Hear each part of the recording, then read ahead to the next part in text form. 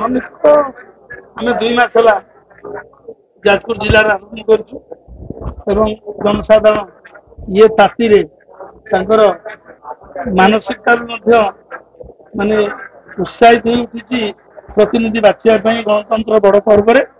ଆଉ ନିଶ୍ଚିତ ଭାବରେ ଆଜି ଉତ୍ସାହିତ ସହକାରେ ଆମେ ପହଞ୍ଚୁଛୁ ପ୍ରତିପକ୍ଷ ଦାଖଲ କରିବୁ। ପୁଣି ଆସନ୍ତାକାଲି ଠାରୁ 1 ତାରିଖ ପର୍ଯ୍ୟନ୍ତ ଆମର ରଣନୀତି ଘମାଘୋଟ ରହିବ, ଜୋରଦାର ରହିବ।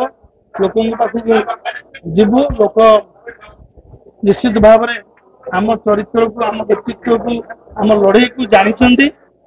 ଆଉ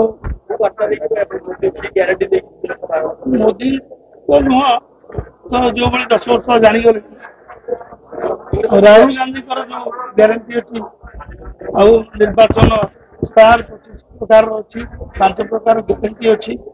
ଜନସାଧାରଣ ତାକୁ ବିଶ୍ୱାସ ଆସ୍ଥାକୁ ନେଉଛନ୍ତି, ପରିବର୍ତ୍ତନ ଚାହୁଁଛନ୍ତି, ଦେଶର ଗୋଟେ ପରିବର୍ତ୍ତନ, ରାଜ୍ୟର ଗୋଟେ ପରିବର୍ତ୍ତନ ଚାହୁଁଛନ୍ତି। ଏ ପରିବର୍ତ୍ତନ ପରିପ୍ରେକ୍ଷୀରେ ପ୍ରତିନିଧି ଠିକ ଚରିତ୍ରର ବାଛିବେ, ଚିତ୍ର ନୁହେଁ, ଚରିତ୍ରକୁ ବାଛୁ ନିର୍ବାଚିତ କରୁ। ବିଜୟ ଜନସାଧାରଣ କହିବେ, ଆମେ ବିଜୟ କଥା କଣ କହିବୁ?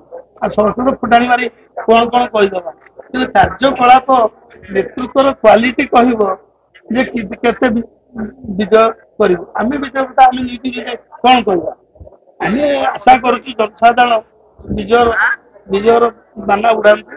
ଯାଜପୁର ଜିଲ୍ଲାର ଯେଭଳି ଚିତ୍ର ବିକାଶର ଚିତ୍ର ଦୃଶ୍ୟପଟ ପାର୍ଲାମେଣ୍ଟରେ ପ୍ରତିଫଳନ ହଉ ଏବଂ ଜୋରଦାର ପ୍ରତିନିଧି ଲଢେଇ କରୁ, ଏ କଥା ଜନସାଧାରଣ ବିଚାର